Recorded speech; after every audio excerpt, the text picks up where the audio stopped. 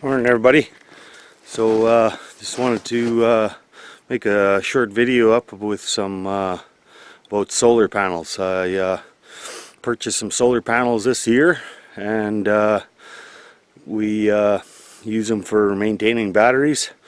And I just wanted to make a video and show guys what I did to maybe can help out with off-grid cabins, any kind of little place where you don't have electricity and don't want to run generators. So I'll kind of turn you around and I will show you my setup and how it kind of works, and maybe it'll help somebody out if they want to do the same. So what we have here is I have two solar panels there, and they're on this pole shed. I built this last year, and this is the reason why I didn't get to video a lot of the beaver trapping this year, because of I was spending a lot of time building this pole shed. It's for my equipment for over the winter, and that's what happened. I ate up a lot of my time, but it's built now. So anyways, as you can see, there's two solar panels. Now each one of those solar panels is 40 watts, and I got two of them. I had 50 before, and there was trouble with the manufacturer, so they ended up giving me two of these. The store gave me two of these. These are Coleman's. They're built way heavier than the other ones that I had before. The other ones didn't work in cold weather. It's just one of those things or whatever. Cold weather and solar panels, I think, gotta go hand in hand as far as I'm concerned. But anyways, so as you can see, I got two of them. They kind of work out well. They're sitting on the side of the door there. They don't interfere with anything. They're facing to the south, more or less. And so I'll show you exactly what I did. So I got the wires coming in to go through the tin, and then they come inside the building. Now they come all the way down and they go to a bus bar here. Now if you tandem together, you have to do something in this sort of effect. Not everybody needs to tandem together. If you're going to run a couple hundreds or something like that, you're going to have to do the same. Anyways, one's a positive, one's a negative, and then you tandem them together, and then they go over and up to a controller. Now the controller, what it does is the solar panel puts out, when it comes in, it'll put out 23 to 24 volts, which is too much to charge your battery. It'll bake your battery out, and so the controller brings on your charging as it goes. So if you look here, it'll cut out at 14.2 volts, and it'll cut back in at 13 to maintain your batteries. Now the other thing I wanted to point out, it says a 7 amp max, which means that's how many amperages you can put into this controller to before it can handle, meaning how many solar panels can you put on it. Now if you go 7 times 12 and add 25%, comes out to 105 watts. So I can this is only 80, so I'm still running under the capacity of what that is. So just to let you know, so always go your amperage of your controller times your 12 volts, which is what these panels put out, and then divide it, or then times it, and then add 25%. So I think you know, 20 amp controllers or 30 amp controllers good for 480 amps or something like that, so, or watts, so you can put that many panels up against it. So anyways, there's a formula, and if you need any clarification on that, I can answer it in the comments below if you need.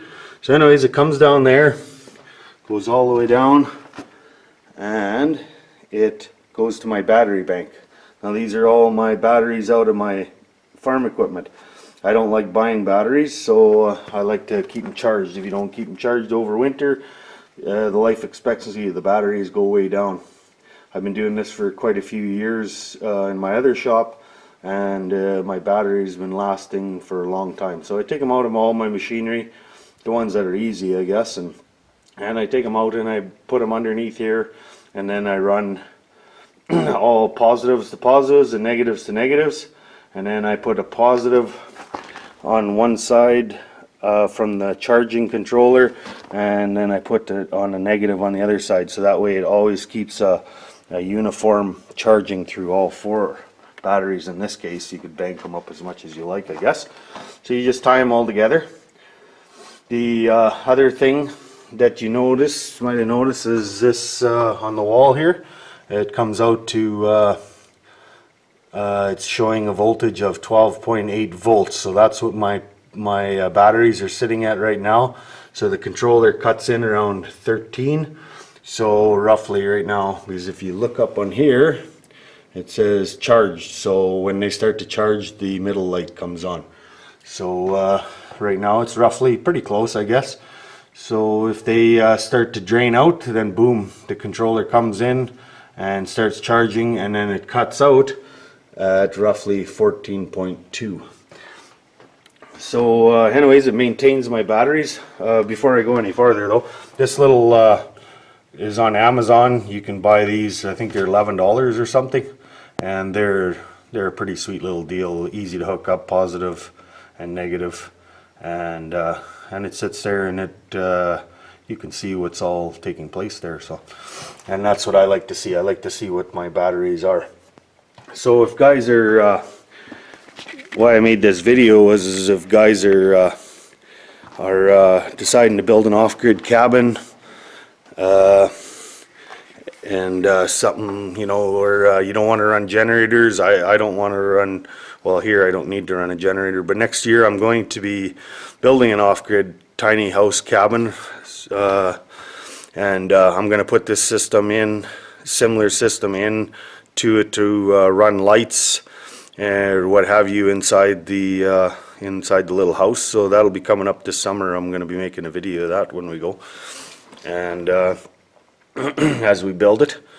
And so I just wanted to point that out, that if guys want to do the same kind of system in their tiny houses, cabins, for trapping, hunting, or whatever, this system works well. Now the more batteries you got, the more power of course you're going to have. And if you're going to use for lighting and stuff like that, and for your cabins, I would suggest not to use car batteries, but to use deep cycle batteries. Deep cycle batteries are to maintain at a long period of time a steady draw of power. Car batteries or vehicle batteries are to give a jolt of power to start the vehicle in cold weather. So that's the difference. It's not saying that car batteries won't work. If you got a bunch of them laying around and you want to use them for your cabin, probably work fine. If you're going to use for a long period of time and need a lot of power, I wouldn't suggest going to car batteries. It's just kind of for different things, for different way how you want to do it. If you want to draw lots of power, you probably best to bank up a lot of batteries and the deep cycle batteries. So anyways, I just wanted to show this to you guys and point it out. Like I said, I'm going to build one this coming up summer. We're going to be building a little tiny house miles away, no power there, and I want to run some lights, stuff like that, so you get there in the winter time and you have lights and everything there, and this system works well. I don't see a need for me to have anything more than 80 or 100 watt panels. This works out good for me or whatever. And if depending, some guys want to run fans or something in their little tiny house or hunting cabins or whatever, well, you're going to have a lot of battery to back it up. And I think the biggest downfall of solar is your battery, right? That's what costs the big money, because if you're going through batteries every 2 to 3 years, you know, big money, right? So, but anyways, any question on it, you guys just drop me off a line there, and I can try to answer as many questions as I can if there is any questions. I just thought I'd show that to guys that want to build off-grid cabins and stuff, or somewhere where they want temporary power, or, you know, something to run lights. And with the LED technology that we have nowadays, one